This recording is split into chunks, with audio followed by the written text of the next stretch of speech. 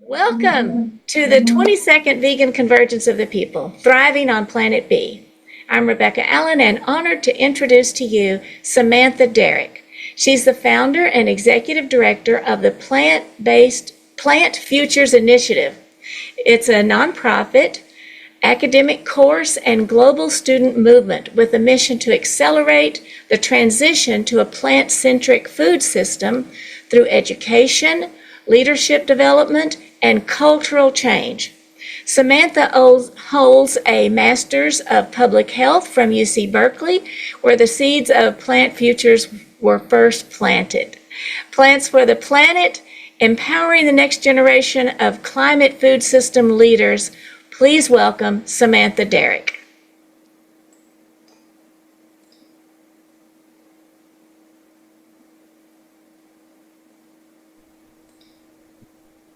You're muted.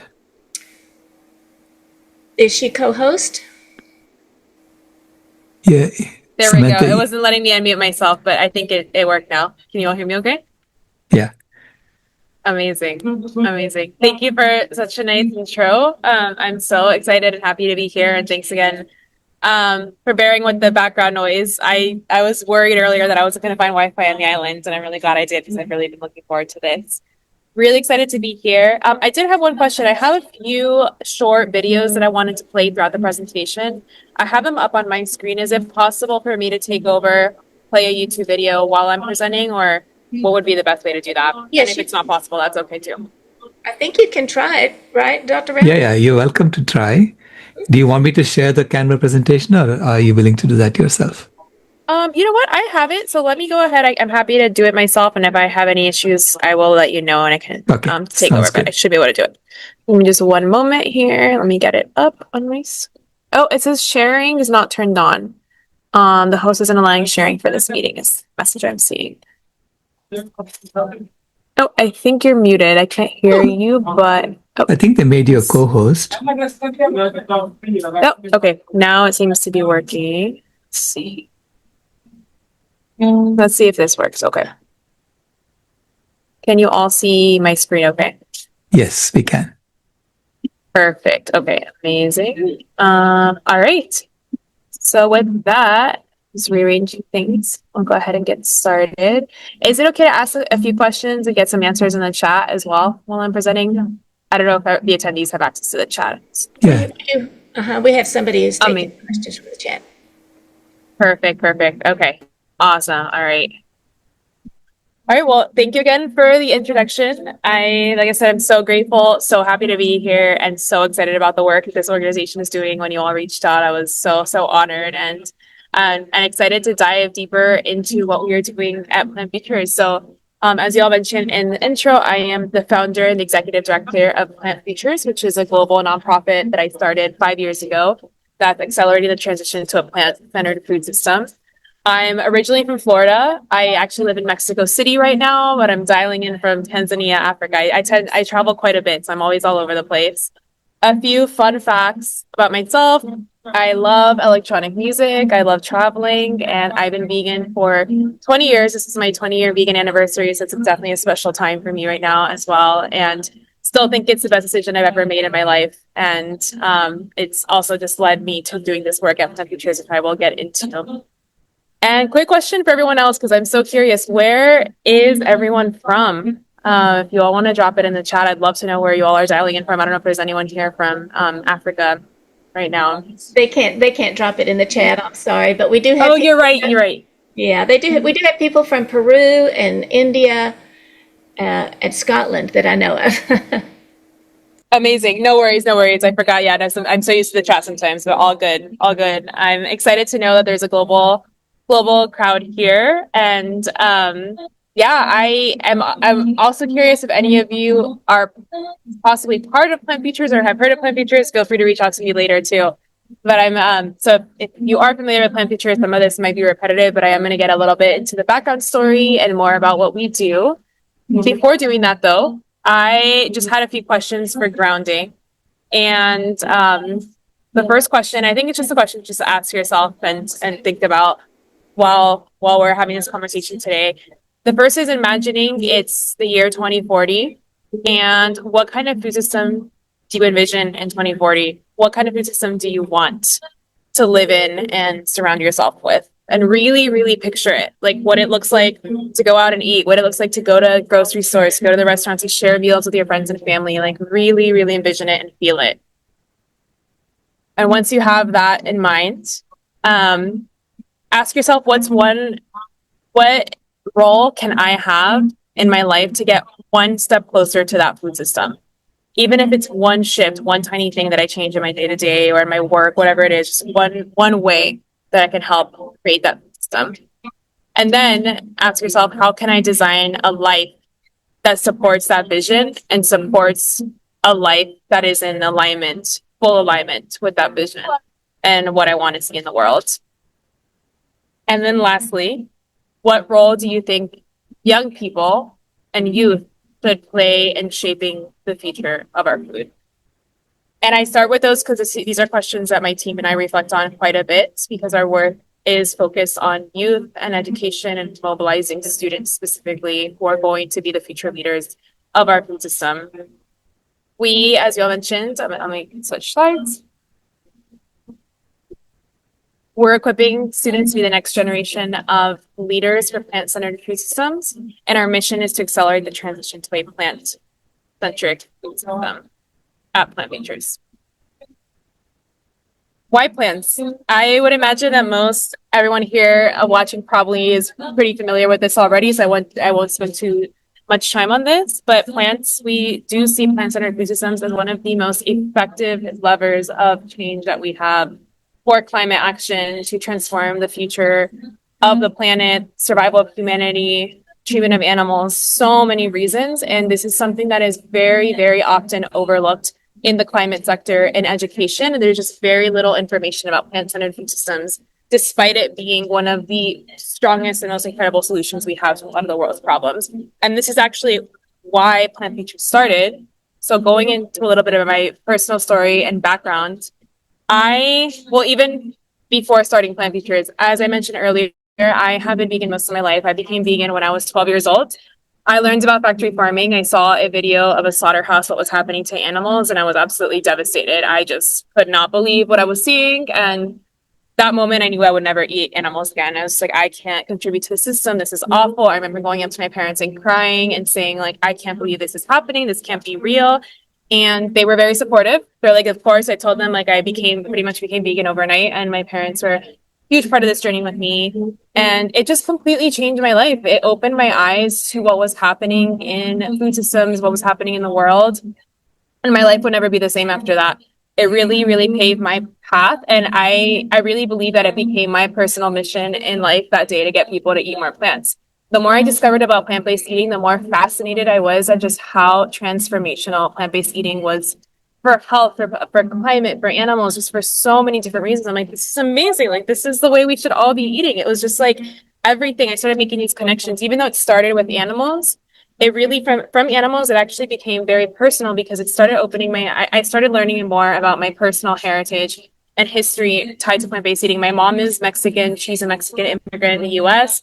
She grew up in Mexico eating a largely plant-based diet. She lived in rural Mexico. They had access to like corn, beans, legumes, very simple foods, veggies, fruits. And when they immigrated to the US, my mom, her family, Mexican community adopted a very US fast food, Western animal-centered diet that was absolutely devastating to the health of my family and the community. So many of my family members and community members suffered with diabetes, diet-related chronic disease, and it was all pointing to the diet, to this standard American diet that was so full of processed junk food and animal products, just not at all reflective of how they ate in Mexico. And I started realizing, wow, actually Mexico's history and is very tied to plant-based eating. And I started learning it and discovering that most of the world used to eat predominantly plant-centered diets before the industrialization, before colonization, before all these awful things happened in the food system.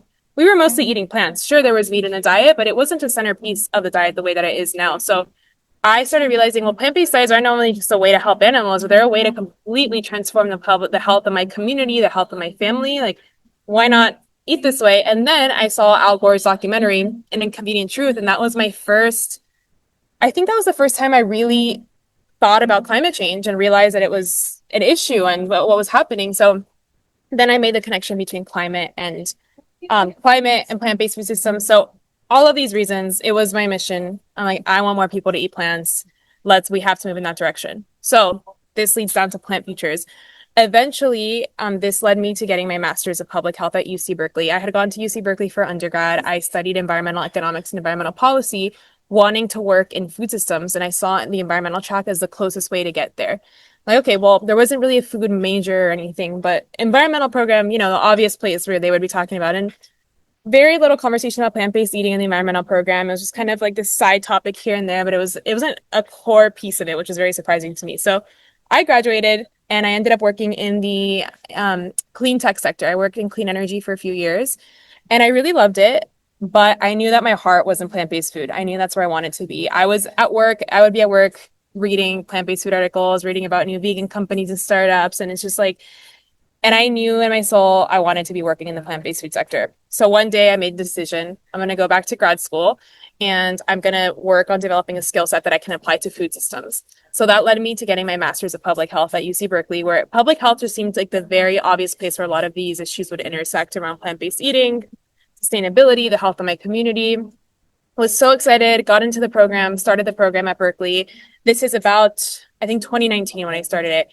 And I was so surprised that when I started public health program, no one was talking about plant-based food. No one was talking about animal agriculture. And this is supposed to be one of the most progressive public health programs in the world. And nothing. It was just like, the plant-based diet, I don't know about that. It's kind of the processed Beyond Meat diet, or it would kind of just very quickly get dismissed as this ultra-processed diet. And I'm sitting here thinking like, the abundance of edible plants in this world, and we are dismissing it and calling it the processed Beyond Burger diet. Are you kidding me? Like, this is absolutely insane. Like, I was just so frustrated that we couldn't even have a conversation about plant-centered diets in public health when this is the way that we've been eating forever. And I was actually considering even dropping out of grad school. I was like, I don't even know what I'm doing here. This is a waste of my time. We can't even acknowledge animal agriculture as a public health issue. One thing leads to another, and I ended up channeling my frustration into a project. I had to complete a class project for one of my food courses. And I remember talking to my professor at office hours and told him about my frustration. He's like, Sam, what do you want to do for your project? I'm like, I don't know. Like, I care about plant-based food, but no one at Berkeley seems to be talking about it. And he said, well, why don't you start something? Why don't you start something at the university? Like, we need to be talking about plant-based food. We need to be talking about plant-based diets. This is important. You know what? I'm like, you're right. So took it on as a class project. And ended up designing a course, envisioning kind of like the grounding practice at the beginning of this call. I was like, what course would I want? What do I have wanted for myself when I started at Berkeley? What would I have wanted to learn around plant-based food? So I basically just kind of wrote down my dream course. The topics, climate, animals, business, innovation, fermentation, all of these things that were exciting happening in the plant-based food sector, and just kind of dumped them onto a Google Doc. Ended up like forming a syllabus, just kind of designing my dream class around plant-based food. I submitted it to the professor and he says, Sam, I think we're onto something here. I actually think you can get this class approved for academic credit at Berkeley. And I was like, really? I'm like, he's like, yeah, like this is really very robust. I think students are going to get excited about this. So we submitted to the university. I'm like, there's no way they're going to accept this. And so one of the first responses I got from the university, someone from faculty who wasn't a big fan of my work, sent me an email saying that I needed to stop pushing my vegan agenda at Berkeley, which was absolutely hilarious. I was like, oh, okay. And I learned one thing I learned through this process of starting Plant Futures is don't take no for an answer. You're going to get a lot of no's. You're going to get a lot of resistance, especially when it comes to plant-based eating. It's, it can be very political. People get very sensitive about this topic. So I started I was getting resistance from different directions. Like, you know what? That's not going to stop me. Like, I'm going to find the allies. I'm going to find the people who support me, like my professor, find the tribe. One thing led to another. I started getting recruiting a cohort of students who were advocating for the curriculum with me. Ended up finding my co-founder. Just a lot of serendipity, a lot of beautiful things were happening. That one day we get an email from the university saying Sam Plant Futures was accepted as a course accredited at Berkeley at the business school. It's going to happen. So then my professor calls me. He's like, Sam, you're going to have to teach a course. And I was like, what? I'm like, I don't know if I'm ready for this. He's like, don't worry. I'll help you. We'll co-teach it. my whole life became plant features that night. I was so excited that this was one of the first plant-based food courses in the world accredited by a university. And there was a potential to reach so many students with this information. So I just poured my heart and soul into this course. And I was so nervous. I was like, if no one signs up for this course, the university is going to drop it. Like that's, you need to have a certain amount of registration and student feedback for the universities to continue these types of classes. So I was so nervous. I'm like, I am designing the programming. I'm like, but what if no one signs up? What if no one cares about plant-based food? What if I'm the only one on campus who cares about? I didn't even know if one student was going to sign up for this class. And something very magical happened where we opened the course registration. It was online because this happened right when the pandemic was starting. So all of the courses school just suddenly goes online. Everything's in chaos. And we're like, okay, now we have to teach this course virtually. Well, that means we can invite students from different campuses. I'm like, why not? Let's make this information accessible. We started emailing students from different universities, which I don't think we were even technically supposed to be doing that, but I was just like, I want to get this information out to the world. We had to cap the course at 500 students. I remember one day opening the registration phase and 500 students had signed up, and I'm like, this is insane. I'm like, we can't even, I don't even know how to hold that many people on Zoom. And so we had to cap it. But I was just feeling so much gratitude and excitement that students cared about this. Like students from different universities found out about plant features. They were emailing, hey, we want to audit this. We don't have anything about plant-based food at our campus. I want to be a part of it. So that's a background story. I went on for a little bit longer than I anticipated, but it really does tie into the story and why it exists today is because there is a need. Students care about this. Students want to get jobs in the plant-based food sector. Students want to shift to plant-centered food systems. And education is not doing the job. Universities are not doing the job. So that's really where we come and fill in that gap, is providing students with education and career support and career pathways for working in the plant-based food sector, because we're building the next generation, the talent pipeline for the next generation who's going to be leading food systems, who's going to be leading the transformation of our food system. And if we're not finding that talent when students are in college, we're losing them to other sectors, we're losing them to other jobs. We need talented, smart people working on these problems. They're massive problems. And it is such a lost opportunity if we're not supporting students in their educational paths and getting them to these food systems jobs. So that is the story behind Plant Features. With that, I will get a little bit more into what we actually do besides the course, because a lot has evolved since then. So we divide our strategy into 4 C's. We were originally 3 C's. We just added a 4th C. That's why it's not on the slide. But curriculum, community, career development, and culture change, which I'll get into. We have learned that these areas are the most effective leverage points, and they all have essential ingredients for building impactful careers for students. Starting with curriculum, this is part of the intro story that I shared with you all. We actually, since we've started, we actually now have 4 different courses that we have launched over the last few years. This is our newest course, Introduction to Plant-Centric Food Systems. It actually launched this past spring across all 9 University of California campuses, and it's the first course of its kind at the University of California that covers an entire semester of plant-based food. There's a module on climate, module on nutrition, module on business and innovation, module on culinary literacy, everything related to plant-centered food systems. And it gives students this deep dive and introduction to plant-based food. And it's so exciting because this used to only be offered at Berkeley, and the other UC campus started finding out about it, and students were asking their campus, hey, we want this course too. So we ended up getting a grant from the University of California to start this curriculum across all 9 UC campuses. And that was a big milestone for us. So it is available. If any of you are in the University of California system, you have access. You're able to take this course for credit.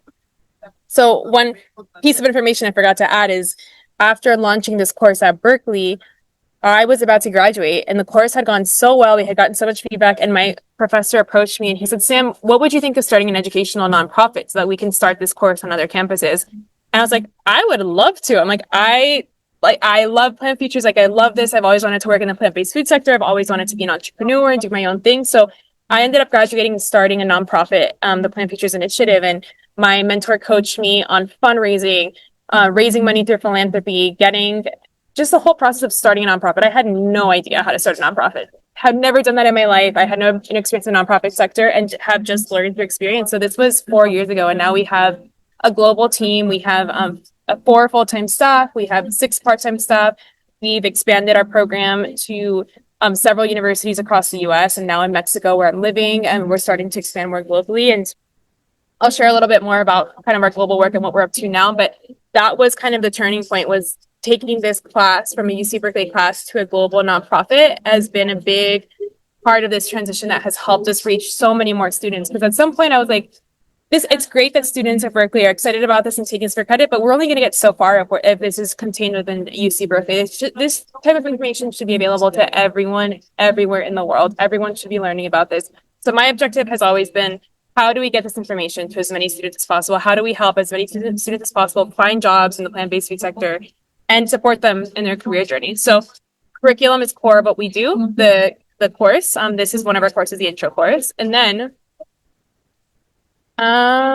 before getting into that, we can stay there. We can stay on this slide. So another course that we have is the Challenge Lab course, which I'll actually speak to in a little bit. But before getting to Challenge Lab course, I'm going to talk a little bit about our second C, which is community. In the last 4 years, as I mentioned, we have grown from a UC Berkeley class to a global student movement. We are about to hit 100 universities, which is a huge, huge milestone for us. We have 95 campuses in our network right now. So these are all Plant Future student chapters. What's a chapter? So we started the equivalent of student organizations or student clubs on campuses where students were excited about plant-based food. They heard about Plant Futures. They're like, we want to get involved, but we're not a Berkeley student. How do we get involved? So we're like, we need to find a way to talent this energy and this excitement into something productive for students that they can be a part of, like leadership, building skills. Like, how do we bring Plant Futures to other campuses if our course isn't available quite yet? So we started chapters, which is a registered club on campus. Students usually get funding through their campus for their chapters, and they're able to host everything from career networking panels. One chapter started a farmers market on campus, fully plant-based farmers market on their campus. Another chapter is working with their dining halls to add more plant-based options on their menus. So there's a whole kind of variety of activities that are happening in the chapter network, but the whole idea is to support students with building community with like-minded individuals. I always describe it as finding the others. I remember my early days being vegan were so isolating because I didn't know any other vegans. And I just remember that wanting to find vegan friends and wanting to find people who cared about plant-based food and like how important that is in your journey. And similar with students, a lot of students are very isolated around plant-based eating, or they're not really quite sure where to find community around this. Or like, let's break that barrier and start building these communities at campus.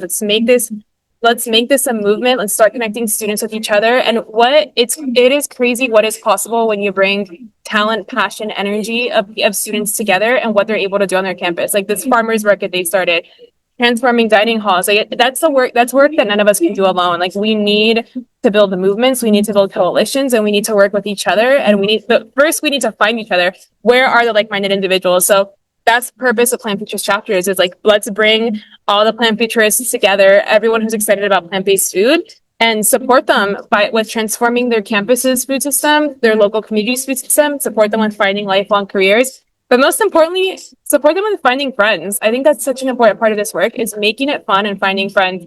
So many students have become close friends through the chapters. They have hosted plant-based tailgates at football games, which is so exciting. They're having fun. And like, to me, this is very, as you all know, I mean, this can be very heavy, dark, sad work when you really think of the grim reality of factory farming.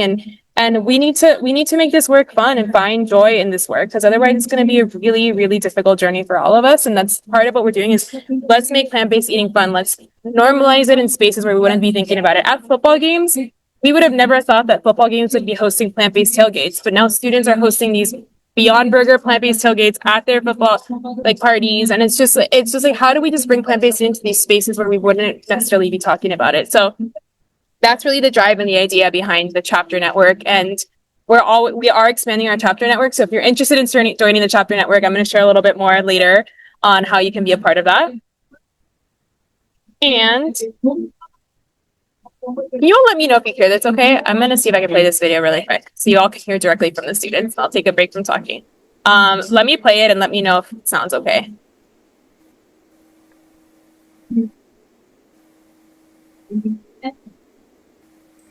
We're not hearing any sound, Samantha. Oh, sorry, you can't hear it or can't hear it? Cannot. Cannot. Okay, interesting. Let's see. Is there a trick here? Do I need to turn on some sort of setting? Yes, you have to share computer sound. Okay, let's see. And where can I find that? So when you first started sharing, it was a checkbox. Share. Okay. Share sound. I think I see it. Okay. Perfect. Should I put, it says mono or stereo? I don't know if it makes a difference. It should be fine either way. Okay. Let me try mono then. Can you also see my screen share okay? Yep. Perfect. All right. And let me know if it's... My name is William Cumberledge. My name is Cassandra Bacon. Hi, my name is Sarah G. Lasange. My name is Sarah Winter. My name is Dale Watkins, and Overall, Plant Futures has been a great catalyst in my personal and my professional growth. Plant Futures has allowed me to connect with other students on campus who are equally passionate about building sustainable plant-based food systems, and recently it allowed me to secure an internship with an organization that I'm incredibly excited to work with.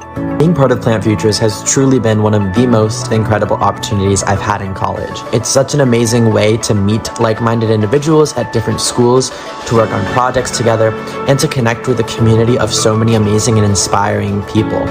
I went fully plant-based in college because I found so many other plant-based eaters here, and I had a community with them. And just being around them, having the same mindset, it helped me take that extra step, that extra push to just follow through with this lifestyle that I've been wanting for myself for the last 4 years. Students that I worked with on the challenge are now, close friends of mine. We've kept in touch. We have really similar interests. So that was a great part of the experience, just meeting other people at Berkeley that, share similar interests. We kind of got together almost every week and saw each other in person and worked on this project together. Last year, I participated in both the symposium and the challenge lab. So the course pushed me beyond my comfort zone, unlike any other course at UC Berkeley.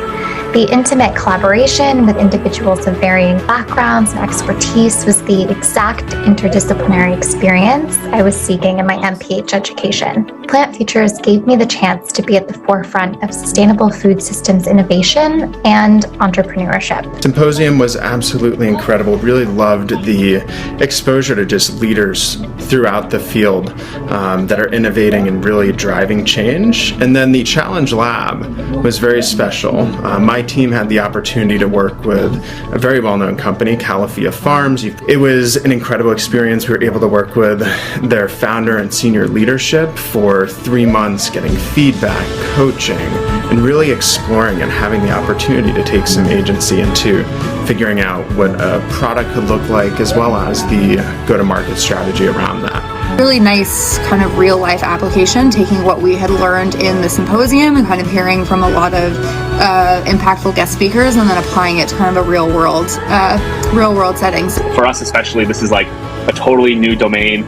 None of us have worked with a farm. I think working with a business that is so connected to the community and so connected to their consumers and trying to build that trust and that relationship over time, I think was a really valuable experience for us. We knew it would be complex, but I think it was super interesting to see it was perhaps even more complex than we initially thought, but that meant there was more to dig into, more to kind of find out about and satisfy our intellectual curiosity on. So really appreciate it, and it's been great working with you guys week to week. So something I was working on with Eric that never came to fruition was this thing called the Plant Jam, where we were planning on having music and food and a clothing swap and just collaborate with a bunch of other clubs. And Kim was super generous this whole term, actually helping lift these events off the ground. So the mentorship ended up sort of becoming more of a friendship and a partnership with Kim. She was really useful to just kind of coach me through that and what does a call look like after you've reached out to someone on LinkedIn? What kind of questions are you asking? And that was just really helpful for me because I really just truly have a lot of anxiety doing that kind of thing. Two main things that I took away from this mentorship opportunity was one, to just be curious. I guess it's human nature to be curious, but since we're trying to change the food system, there's no blueprint or one way to do it. So you just have to have that curiosity to try something new. And then two is in terms of networking with people, I think a lot of it can feel transactional, but you're trying to build human connection with them. You're trying to build a relationship. And I found when I came to college, I was empowered to make my own decisions on what do I want to cook, what do I want to eat, what do I want my day-to-day to look like, what do I want my lifestyle to look like. And I think all these factors combined and that sense of empowerment it gave me, I realized like this is the time in my life where I'm kind of building up what the rest of my adulthood is going to look like, and that includes what I'm choosing to eat. Don't assume that you don't know a better way is possible. And don't assume that just because that job doesn't exist yet or that work isn't happening right now, that you can't be an igniter of that change to start happening. The struggle is to actually unite people and not just ignite, but fire them up, make them feel like they have power, make them feel that they can make change. You can always bring people together around food, which is the beautiful thing.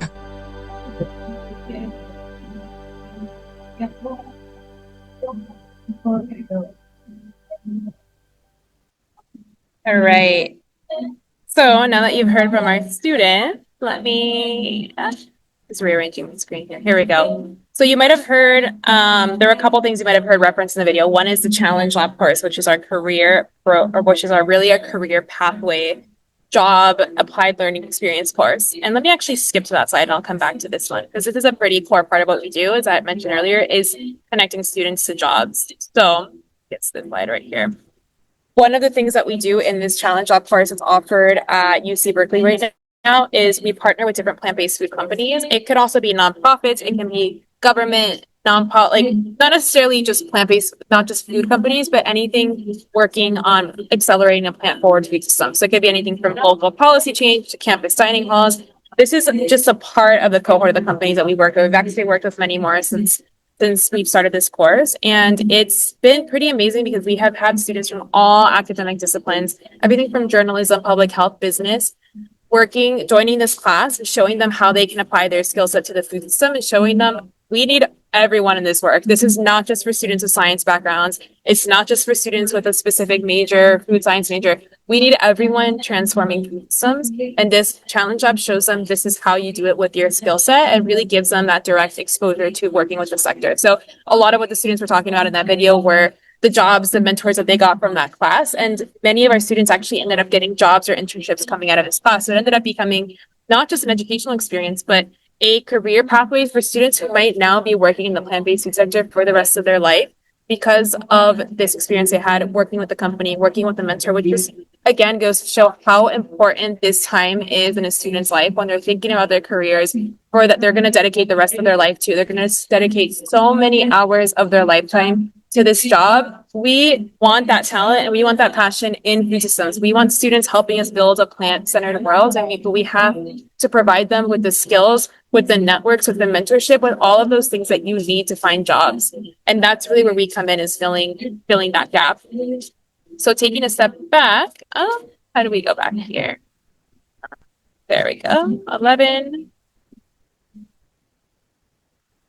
Plant Futures Fest. So this is another part of what we do in our community work is events. We host an annual event where we bring together all of our student chapters, different guest speakers. We eat a bunch of plant-based food from local companies. This past year, we did it in Washington, D.C. The year before, we did it in Oakland. And it's just such a fun time. And I think it's also just the power. Every time we're in those environments and those festivals with other plant eaters and we're just networking and hanging out and having fun, it's just a reminder of the power of community and the power of making spaces where we can all hang out and talk and have these discussions. It's similar to this conference as well, whether it's virtual, in person, creating these spaces for conversation is so critical. And it's so important to be reminded there are like-minded people out there fighting the good fight. Because I know for me, sometimes it's easy to watch the news and just see all the horrible things that are happening and feeling very alone and isolated. But then I'm reminded, no, there are so many amazing people out there doing good work. And it's so, so important for us making spaces to find each other, to hang out. This is where ideas emerge. This is where motivation and excitement comes from. So I'm going to quickly show, I'm going to have to stop my share for this. Another quick clip. I'm just going to have to share this from YouTube. Here we go. All right. Share screen. 1 second. Hopefully the live music in the background isn't too loud. All right, let's see if y'all can see that. All right, now it's you can see there we go. All right, here we go. Plans for the future!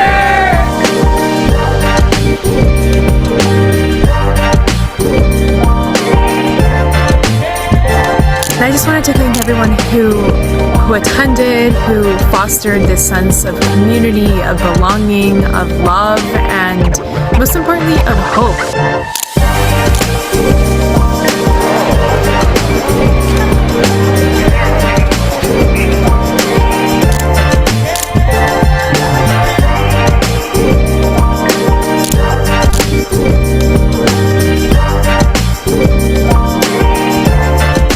Watching the remarkable growth of this movement over the past 3 decades fills me with hope. It reaffirms my belief that we can indeed shape a world that aligns with our values, a world rooted in compassion for animals, environmental sustainability, thriving health and well-being for all, social justice, global food security, and ethical consumerism.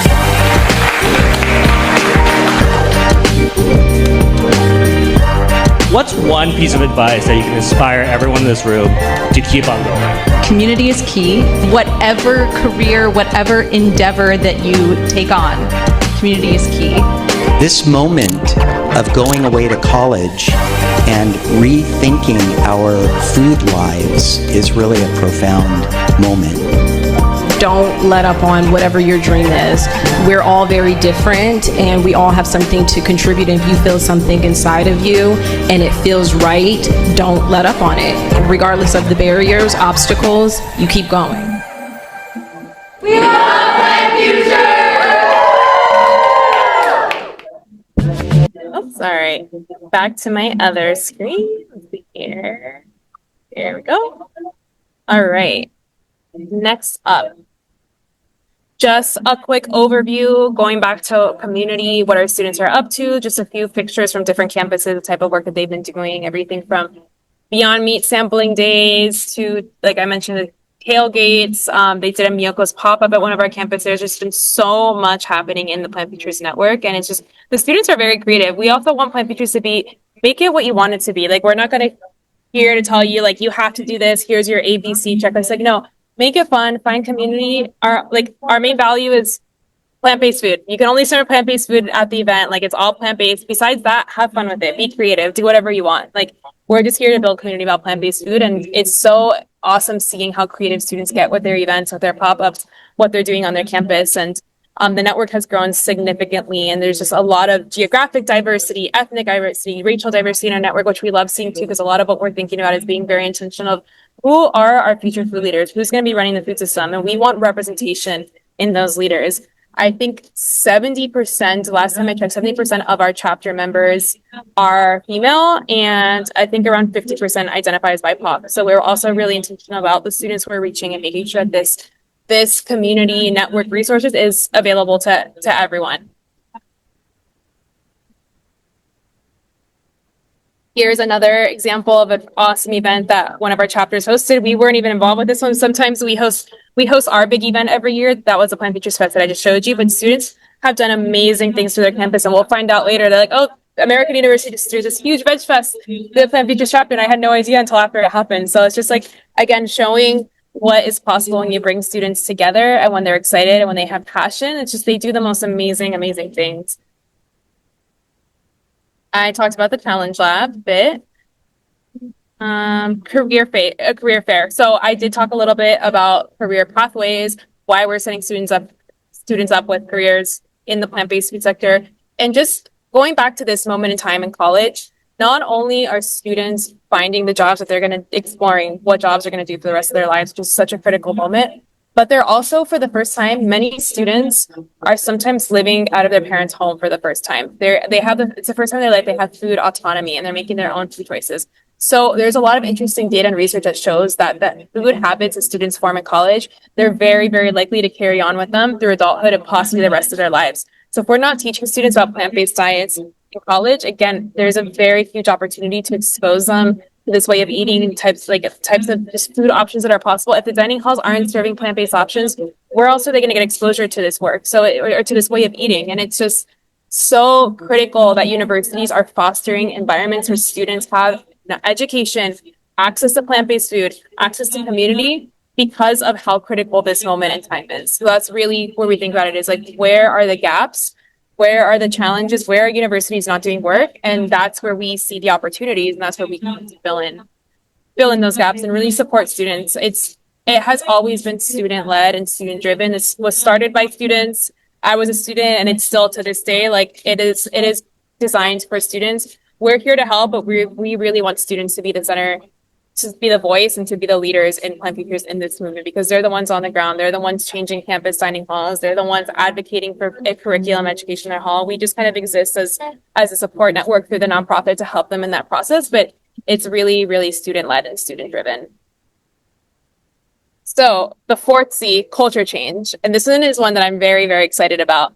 This is a newer one. One thing, and I might have mentioned this at the beginning, I love electronic music. I love music festivals. It's always been a big part of my life. And one thing I noticed pretty much every music festival I've ever went to is, I don't know if you all have been to music festivals, there aren't that many good vegan options. There just aren't. The amount of times I've been in a music festival and the plant-based option is so sad or limited, or there's just, and if you're at a music festival, if you've been out to one of these bigger ones like Coachella or EDC, it's a long day. You need fuel to keep going. You need fuel. You need access to good plant-based options. So it's one thing I always notice is like, why is there such a lack of options at these festivals?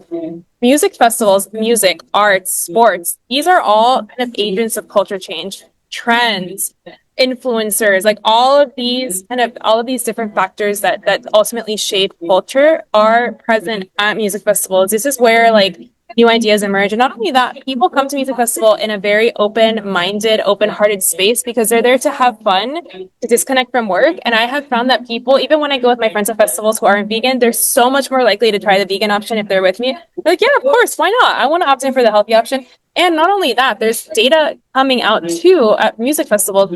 People are more likely to opt into the plant-based option because they want to feel healthier. They want to feel lighter when they're dancing all night. They don't want to eat something like greasy processed. It's going to make them feel like bloated and tired and weighed down. It's like, when you have to be standing and dancing for hours, no way, you can't be eating like that. So why, again, missed opportunity if we're not serving plant-based options at festivals. So recently, Plant Futures actually started getting more into this work.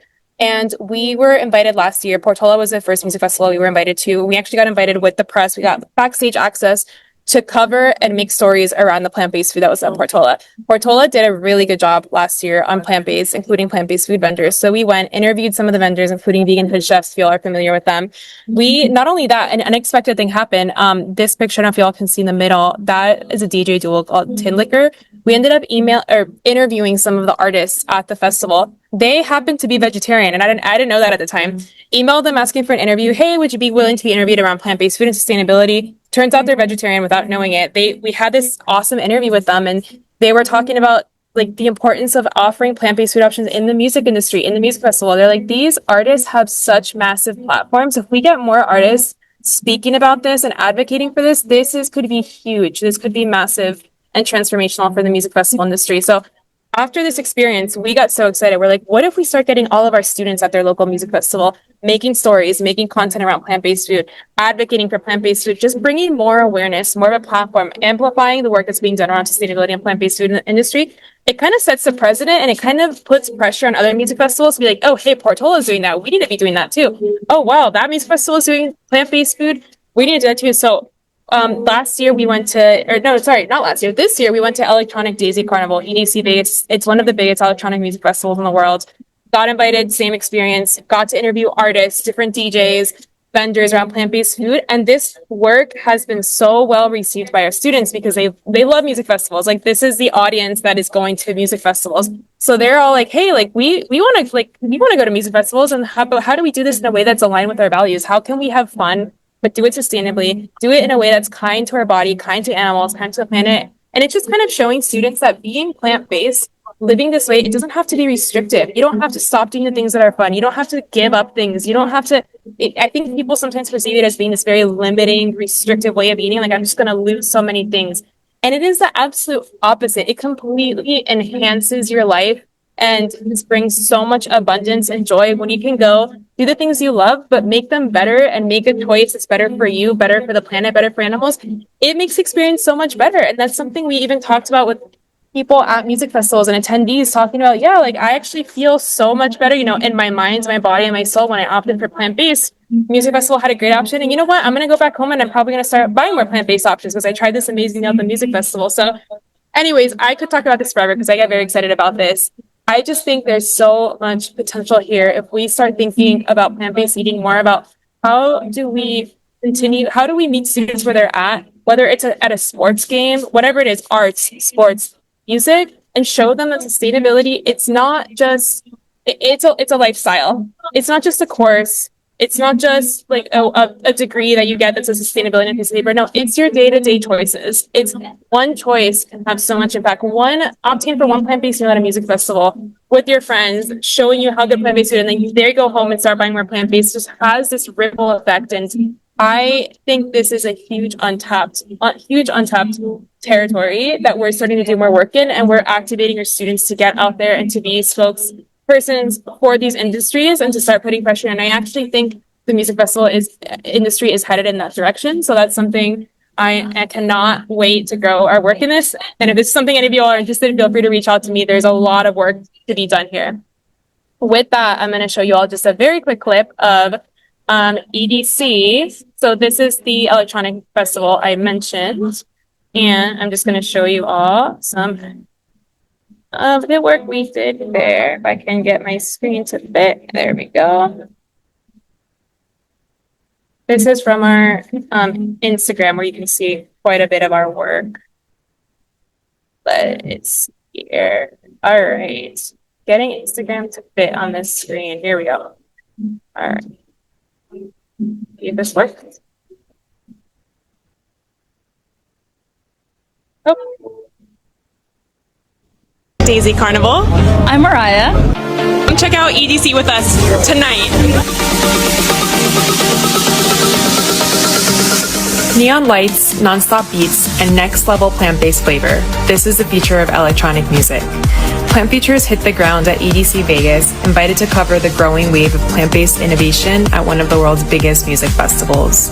We explored the festival's plant-based food and sustainability initiatives, and in between lasers and stages, 2 local food vendors stood out, serving flavors that fuel the night and the planet. From savory tacos to mushroom shawarma wraps that hit just right, these meals kept us dancing until sunrise, powered by joy, energy, and a better future. More people are more health conscious. Everyone's trying to make a better choice to kind of feel better about themselves. And being at such a huge event like EDC Las Vegas, I think it's just all sort kind of like that coming out better, not versus feeling all nasty after and feeling so full or like overwhelmed and whatnot. So it's like having those healthier eating alternatives, you're able to kind of enjoy that and still feel good about it. Sometimes people are just looking for something a little bit lighter so they can dance a little bit longer. And don't sleep on the after-hours sunrise meal, plant-powered sushi to close out the night with intention. The food was just the beginning. Follow us for more from our Plant Futures journey at EDC Vegas. Hi, I'm Samantha here. All right, and I'm going to show one more quick one. Actually, a couple more quick ones, just 1 minute clips. And I am being mindful of the time, but I do want to show you all just a couple more before we start wrapping things up. Let's see.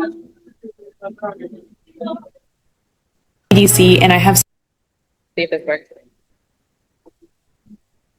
Nope. Sustainability. Okay, so 1 month after EDC, and I have some reflections to share.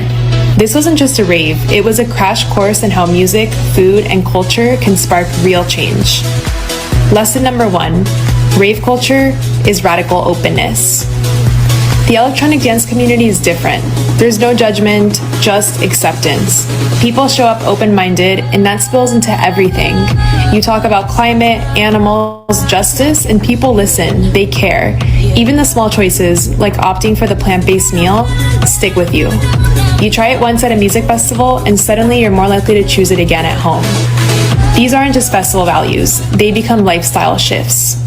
Lesson number 2. DJs are culture shifters with a massive reach.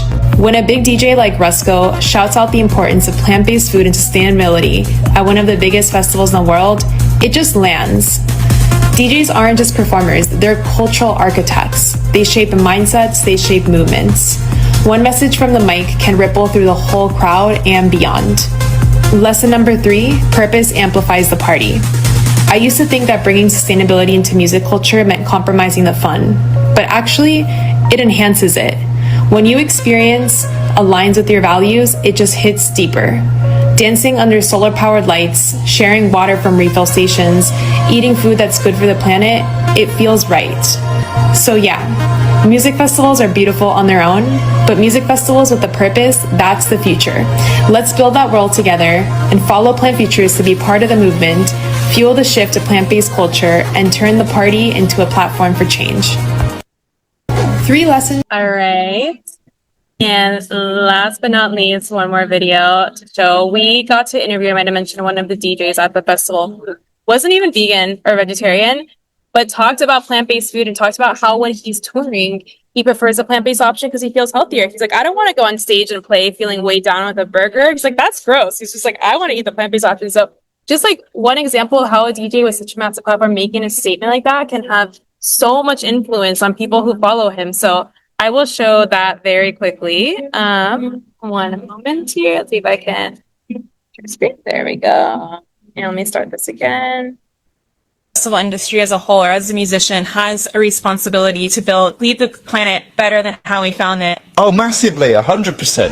At EDC, my passions for electronic music and sustainability collided, proving that music festivals aren't just parties, but platforms for culture change and a plant-powered future. I saw you when I first started raving, my first electronic show in my entire life. Right. It opened my mind to electronic music in my world. I had the chance to interview Resco, the first DJ I ever saw live when I was 18 years old. We talked about the role of sustainability and plant-based food in revolutionizing the music festival scene. So we have a university network of close to 100 universities across the world that are focused on sustainable food systems. You really see music festivals as a place that are really influential for culture. Do you think the music festival industry has a responsibility to leave the planet better than how we found it? And how can we think about that in our day-to-day action? Oh, massively, 100%. I mean, especially an event of this scale, like you can't not. And I'm hoping that, as I say, things like you guys are doing, I mean that year after year, there's less things to kind of fix it. But I've seen a massive increase in options of food at festivals. That's a big thing. And now there's a whole ton of like good plant-based options and vegan options. About EDC, this is a place where culture, sustainability, and all, like, people come here in a very open-minded and open-hearted space. I think the strongest thing we have in the community is community. You know, they had the sense of togetherness, and that I think is the strongest thing we have, people being able to influence each other. And the fact that one person doing good things, they can spread really quickly. Follow Plant Futures for more behind-the-scenes coverage of what sustainability means. Amazing. All right. I will get back to the presentation. It gave me a little break from the talking too, but I'm glad I got to share a few of those because that has been a growing part of our work. And like I said, something I'm excited about, has so much potential. As you all might know, Billie Eilish is vegan. It's doing a lot of amazing work with bringing more plant-based options to music festivals and the music industry. So I think there is something emerging in the music festival industry, and we're just in the early stages of it. So I think it's very exciting. Opposite way. So being mindful, we just have a few minutes left. I'm going to start wrapping up. Looking ahead, what's next at Plant Futures? What's happening? Like I mentioned, our curriculum, the purpose of our curriculum is to educate students about the future of plant-centered food systems and make that information as widely accessible as possible. We just launched our first certification course that's accessible to students anywhere in the world who can sign up, take this class, and receive a Plant Future certificate. You can find out more on our website if you're interested in taking the class. Our purpose is to make this, break it out of the University of California where it's hosted for credit right now and make it accessible everywhere. So that will be available very soon to more and more students. We're starting to pilot small programs that we're going to expand across our network. We are starting to expand globally. I might have mentioned I'm in Africa right now. I actually just came for a summit on animal and vegan advocacy and got to meet with a bunch of different students and leaders who are interested in joining the movement, starting Plant Futures chapters in Africa, which is very exciting. Right now, we only have global presence in Mexico, where I'm living.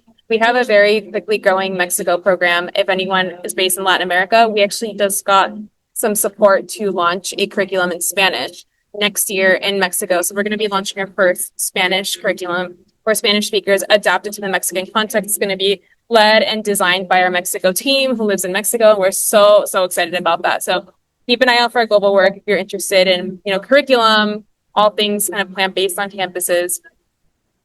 And just some quick lessons as an entrepreneur. Like I mentioned, I think at the core of all of this is living in alignment with your values, whether that's your job, your work, how you're showing up in the world, your diet. I really trust your intuition, your gut knows, and you know you're doing something that's out of alignment with what you should be doing, whether that's your job, whether that's a relationship, whether that's the way that you're eating that's harming your body. Trust your gut and live in alignment with your values, and life will be so much more beautiful. Life will flow in the most incredible ways, and that's something we really show and teach our students, is finding those jobs that are in alignment with their values and that are going to shift and change the future of the planet. And they just find so much joy and abundance when they find those jobs. And they reach back out to us saying that they're working for a plant-based food company, and it's just so amazing to see them put their talent, passion to work. Don't take no for an answer. Keep pushing. This is hard work. If I had taken the first no at Berkeley, listened to the person who told me to stop pushing my vegan agenda, this probably would, none of this would exist today. So don't let people bring you down, and find your tribe, find the others, find the like-minded people. Plant Futures has shown me that there are so many students, youth, young professionals, everyone looking to build a plant-centered future, and it gives me so much hope. There are thousands of students out there looking to do this work, and we'd love for you to join us. I could go on and on about lessons, but I do want to make sure I see a couple hands up, so I will just wrap it up to leave it open to a couple of questions, and just want to find some ways, list some ways that you can stay in touch with us and get involved. I'm also going to drop this in the chat. That is my personal website, where I started writing a personal email around a lot of the work at Plant Futures. It's a personal newsletter that I'm sending out. My LinkedIn is on there, but then we have our organizational pages. We have our Plant Futures newsletter, Instagram, and LinkedIn. I know there are a lot of different links, but there are various ways to stay in contact with us. And we'd love for you all to join this movement and support the work that you all are doing too. I know that so many of you are doing incredible work in plant-based food and climate justice in so many areas, and we're just here to support and to bring more students into this work too. So with that, I'll pause because I see a couple of hands up. Thank you so much. Oh my gosh, your energy and passion is wonderful. We want you here in every city. There is a place where all life thrives, where every creature is respected, compassionately saving lives, and no one is rejected. Our world of peace and harmony, we call this planet. There is a place where all life thrives. This place we know is upside down, a chaos of extremes. In unity we turn it around and live the life of dreams. A world of peace and harmony, we call this planet B.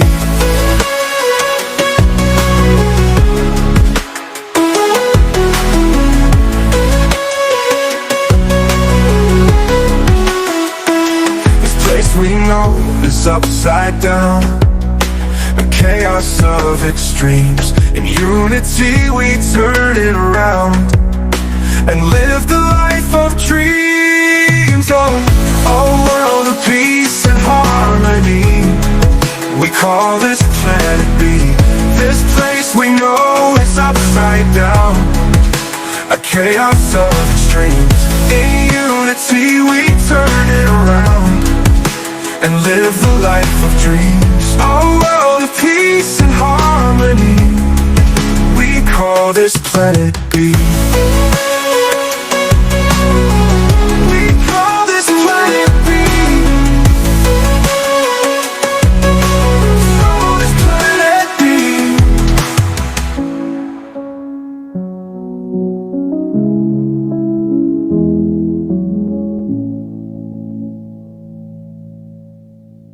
There is a place where all life thrives, where every creature is respected, compassionately saving lives, and no one is rejected. Our world of peace and harmony, we call this planet B. This place we know is upside down, a chaos of extremes. In unity we turn it around and live the life of dreams. A world of peace and harmony, we call this planet B.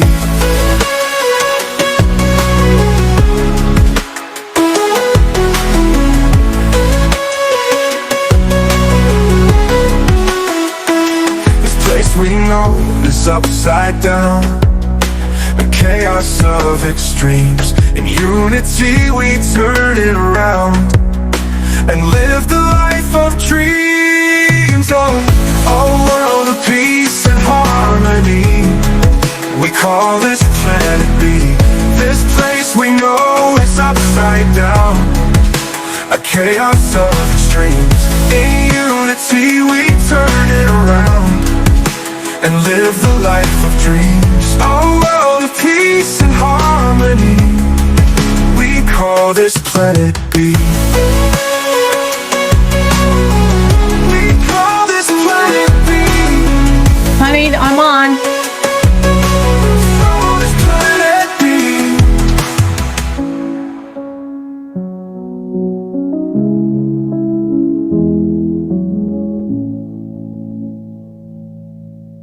There is a place where all life thrives, where every creature is respected, compassionately saving lives, and no one is rejected. Our world of peace and harmony, we call this planet B. This place we know is upside down, a chaos of extremes. In unity we turn it around and live the life of dreams. A world of peace and harmony. We call this planet B.